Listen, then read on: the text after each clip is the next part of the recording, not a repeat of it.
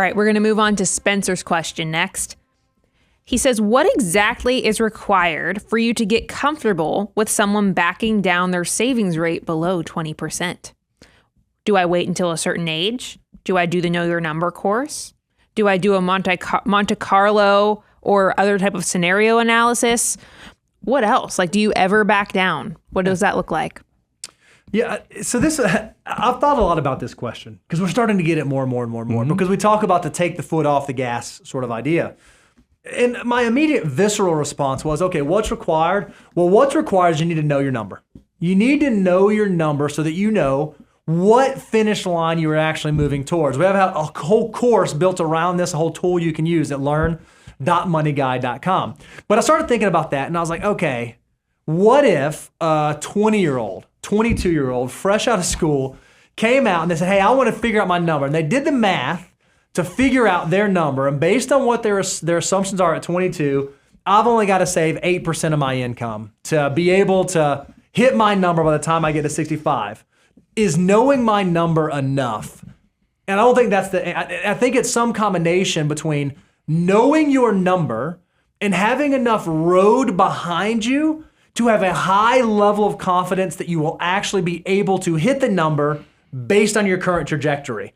Well, to know your trajectory, if you think about any sort of moving object, an object sitting still, you cannot know the trajectory. You have to see the past path on which an object has moved to be able to determine the trajectory that it's going to move on moving forward. So you need enough time behind you to make sure that it seems reasonably and highly likely that you will continue to move in that direction. So what's required for me to take my foot off the pedal? What's required for me to be able to back down my savings rate?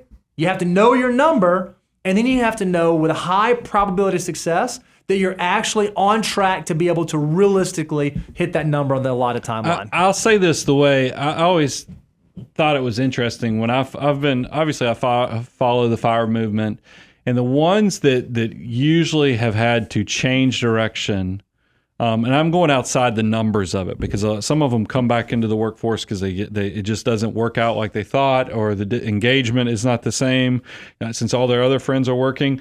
I'm just going to base this off of the financial stuff that blows up an early plan to take your foot off the accelerator of saving or doing something like that is life.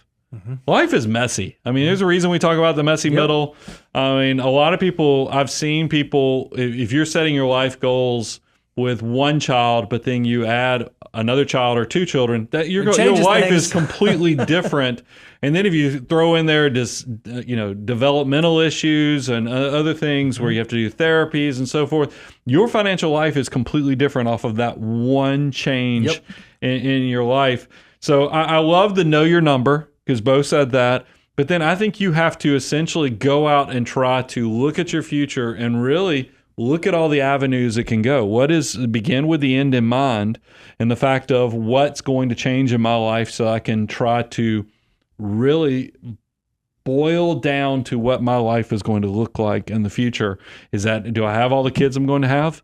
Am I done with that phase of my life? That probably solidifies or makes my number a little more solid.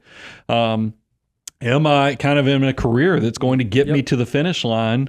Or am I going to probably have to go, I know this job pays a ton right now, but 5 years from now, it's not even going to exist. So I better make sure I plan for that there's going to be between years 6 and 10, I've got to go completely find a different way to make money.